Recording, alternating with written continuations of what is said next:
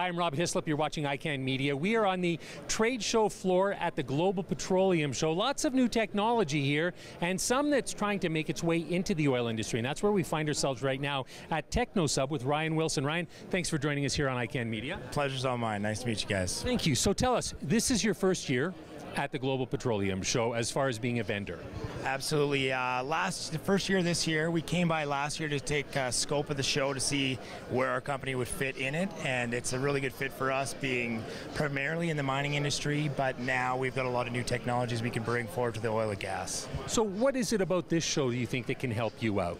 Well, basically the oil and gas show is a lot of the vendors and guys that are looking at engineering projects, that are looking to do new designs. We've got a really big background, 30 years in business, of working all across North America, Central America, and seeing a lot of different aspects and things used. So we can bring a lot of our knowledge to the table and help out with different applications, not doing the status quo. So what we've got is an established company that's looking to enter into a new sector, basically. Absolutely. Okay. Have you had a chance to test your products out in the oil industry? Currently, yeah, we have a few projects going on in the oil and gas industry, and we're getting a really good feedback from our customers at the moment, and they like our different point of view of how we see things, not doing what we've been doing this 20 years. We bring a lot of new ideas and like to do R&D with the companies and see where we can fit in. Okay. Well, let's talk a little bit about what you do, because I don't think we've mentioned the product yet. We're talking pumps here. Absolutely. Okay. So primarily we're a dewatering company. We basically move water, slime, slurries, oil, gas, anything that needs to be pumped. Little background on the company is we design, sell, and manufacture, service, and do custom engineering designs based on the customer's needs and wants. Okay. So one of the things that I've heard about the pumps in the oil industry right now is that their lifespan isn't that long and that they're quite expensive.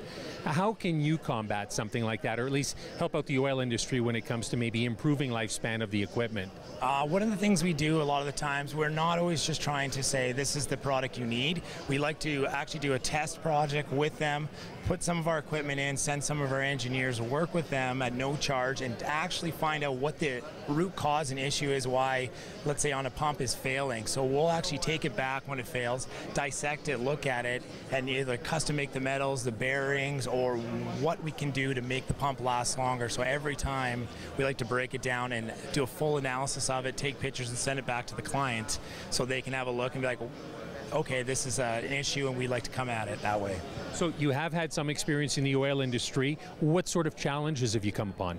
The newer challenges for us is mainly the API certifications and other things like that. But obviously, right now, one of the major challenges is capital, right, for companies.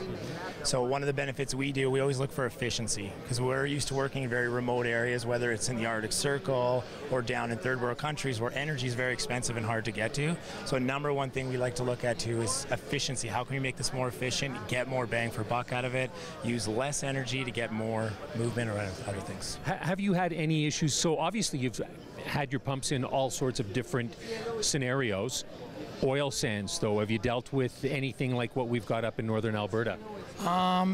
We've done a little bit of work in the oil sands so far, and we've had a few meetings with the major oil sands companies, and they're very eager to work with us for some of the things we've seen, because some of the applications we've done prior are much dirtier than the oil sands. So it's a different beast, but it's something we're ready to tackle and work with them. And you did touch on this, saying that companies are looking to become more efficient, but with the economics the way they are right now, and you're seeing layoffs by the boatload here in Alberta, all kinds of people losing their jobs as well.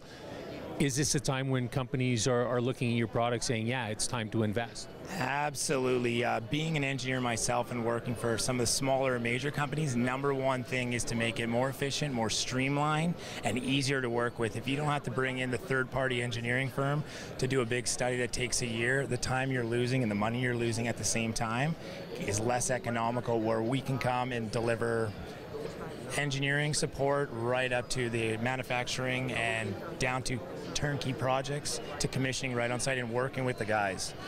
So while we were waiting to do the interview with you today, we noticed a lot of people coming up to your booth and chatting with some of the representatives. What has the response been like from some of the delegates coming through here?